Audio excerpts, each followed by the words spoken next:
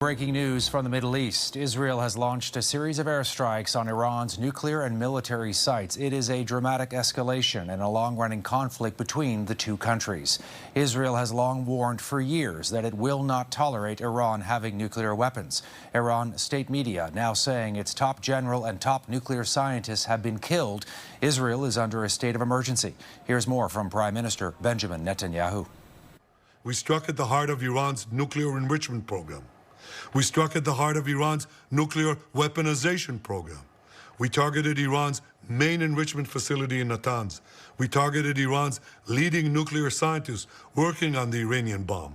We also struck at the heart of Iran's ballistic missile program. Our Washington Bureau Chief Joy Malbon is joining me now from the U.S. Capitol. All right, Joy, what more do we know here? Todd, Israel confirming tonight it did carry out those massive strikes as a matter of self-defense. Explosions were heard in the capital and elsewhere, targeting Iran's nuclear program, its nuclear facilities, and other military targets. Israel warned its people tonight to prepare for a counterattack. President Donald Trump was told that these strikes were likely coming, even though he was pushing Prime Minister Netanyahu not to strike. Washington began withdrawing its diplomats and military families in the region, fearing that this could happen, even though the president hoped to negotiate a new Iraq deal to stop Tehran from having a nuclear bomb. Trump posting tonight that he is still committed to a diplomatic solution to the nuclear issue.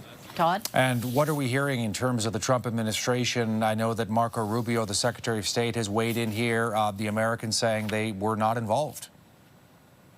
Yeah, we do have that statement from Secretary of State Marco Rubio confirming that the U.S. wasn't involved in the strikes and did not assist Israel in any way.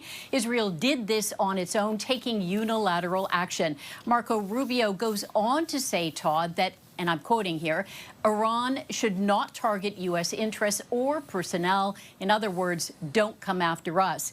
This is a huge escalation in the Middle East, Todd, raising fears of an all-out war.